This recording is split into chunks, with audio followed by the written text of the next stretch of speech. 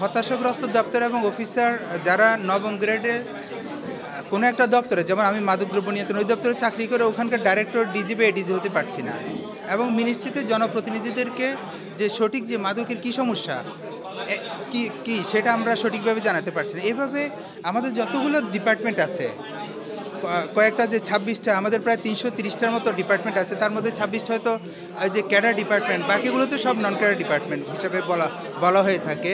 কিন্তু আসলে আমার দপ্তরে কিন্তু আমিই ক্যাডার, আমি নন ক্যাডার। কারণ হচ্ছে আমার দপ্তরে তো কোনো ক্যাডার অফিসার নেই, আমি সেখানে ক্যাডার এবং আমি নন ক্যাডার, বা আমি প্রথম শ্রেণীর কর্মকর্তা, সেবা দিতে পারবো। যারা এই ধরনের সেবা থেকে থেকে পদোন্নতি থেকে বঞ্চিত হয়েছে, যারা এই ধরনের জনসেবা সঠিকভাবে প্রদান থেকে দীর্ঘদিন ধরে হতাশাগ্রস্তের মধ্যে আছে, তারা এই সবগুলো দপ্তর মিলে আজকে এই গণকর্মচারী পরিষদ প্রতিষ্ঠা করা হয়েছে। এটার মূল উদ্দেশ্য হয়েছে আমাদের ডেপুটেশন বাতিল করা, সকলের জন্য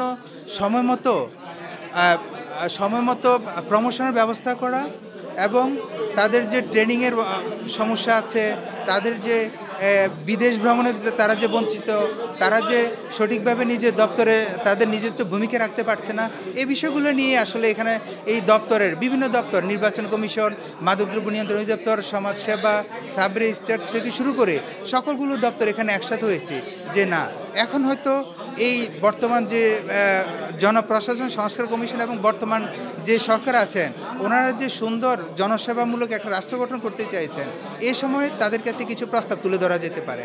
কেন এই বিষয়টা এসেছে জনপ্রশাসন সংস্কার কমিশন সকলকে ডেকেছে, কিন্তু এত বড় সবগুলো দপ্তরকে তারা ডাকেনি, এবং তারা ডাকার প্রয়োজন মনে করছে কিনা সেটা আসলে আমরা বুঝতে পারছি না। মনে হয় যে ডাকেনি অথবা ডাকবে না। তখন এই সকলগুলো দপ্তর যেগুলো যোগ হয়ে তারা আসলে আজকের এই দাবিগুলো তুলে ধরছে, না আমার দপ্তর আমি চালাবো, আমার মন্ত্রণালয় আমি চালাবো, এবং জনসেবা আমার কাছ থেকে আমি জনসেবা দিই, আমরা এসে রুট লেভেলে কাজ করি আমাদের এই দপ্তরগুলো। তাহলে এই দপ্তরগুলো জনসেবা কি হতে পারে, ডিপার্টমেন্ট কেমনে চলতে পারে, রাষ্ট্র কেমনে চলতে পারে, মন্ত্রণালয় কেমনে চলতে পারে, সেটা আসলে এই দপ্তরের সদস্যরাই জানে, এই দপ্তরের অফিসাররাই জানে।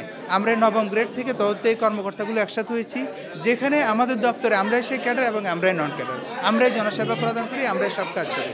এই জন্য আমরা আসলে আজকে একসাথে হয়েছি।